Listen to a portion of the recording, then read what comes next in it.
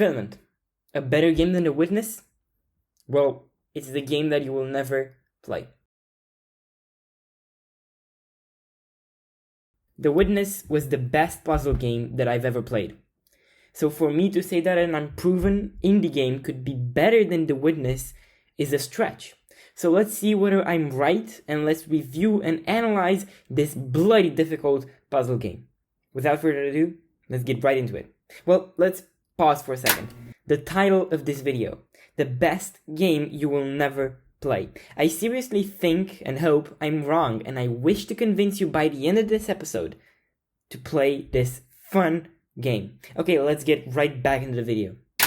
So to understand Filament, we need to understand The Witness first.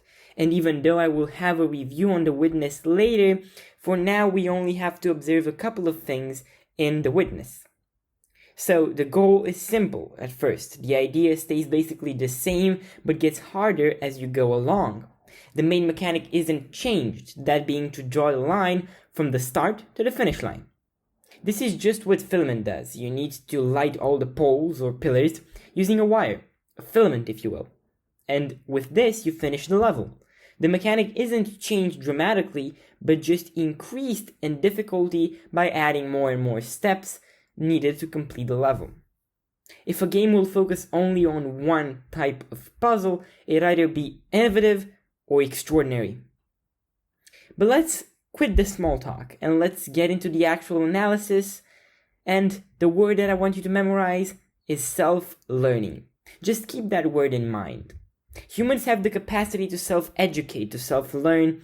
Given few details or none at all, humans instinctively know what to do with them. The Witness is a great example, and the way it tested my self-learning capabilities made me enjoy the game so much more. So let's see. I will analyze two scenes, one from each game, and we will see what makes them similar in a way and unique in another. So The Witness has a level right at the beginning of the game that makes me so fulfilled. We are greeted with those blue panels, and they get, of course, increasingly more difficult, but here we learn that we need to separate the black dots from the white dots.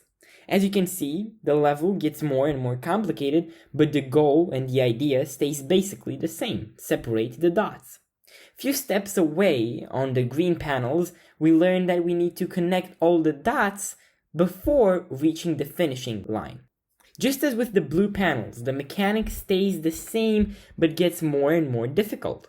So by the end we will have learned two mechanics, and if we go back a little bit, we will see a panel that incorporates the two mechanics, and it is only up to us to finish the level with the previously learned mechanics.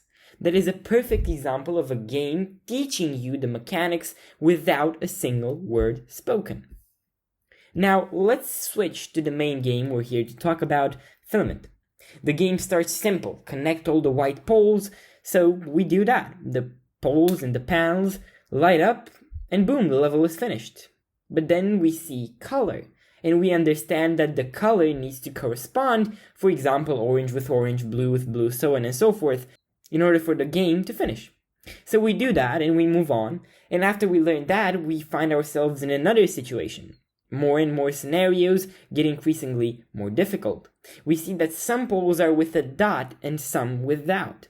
The ones with the dot emit light, and the ones without need to be fed light. The trick is that the light needs to be the same color. If two different colors touch the circuit is broken and the filament turns black, and you have to figure out another solution.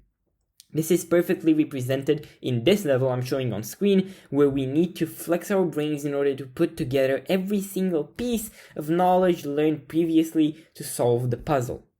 After those levels, the game changes a lot, of course keeping the main mechanic intact. We are greeted with a few pillars. This time all of them are white, and the level seems simple at first, until we figure out that the walls will pop out of the floor, preventing us from connecting the pillars. The game is great at teaching us not only new mechanics, but limitations, restrictions and obstacles as well, this making the game more dynamic and unpredictable. So yeah, this is why the two games are similar in a way, but I didn't say they are similar, I said that Filament is better. So let's see what Filament has to offer. Characters. If you've watched any of my other videos, which I highly recommend, link in the description of course, you'll have seen that I always appreciate good characters. Filament has those, and sympathetic characters that manage to get a laugh out of you, and of course I will not spoil the rest, but characters are what set the two games apart. You're a little more disheveled than your traditional knight in shining armor. I was hoping to be saved by someone without mustard stains on their dungarees, for one. And now I will address something. I said in the title that this is the best game that you will never play. Why? Well, see, there is a perfect balance between emphasizing a mechanic too little for the player to understand it and stressing it too much so that the player does indeed understand it but gets tired of it by the end. From the demo that I played, because the full version of the game wasn't released yet at the time of this recording, I think the game is very close to hitting that balance, if a little too insistent on a few levels. But it remains to be seen whether or not the full version of the game will strike that perfect balance or not. However, some players that find sitting down and thinking of a solution boring and tedious will bail out of this game quite soon, as a lot of levels feel way too long and frankly watered down. The way the game shows its forced repetition is with the music, and this is the one and only negative that I found. Some levels require extensive thinking and concentration. You might even spend 20 minutes on a level, and the repetitiveness of the game and of the soundtrack drove me insane. And I had to turn off the music, something I never do in almost any video game.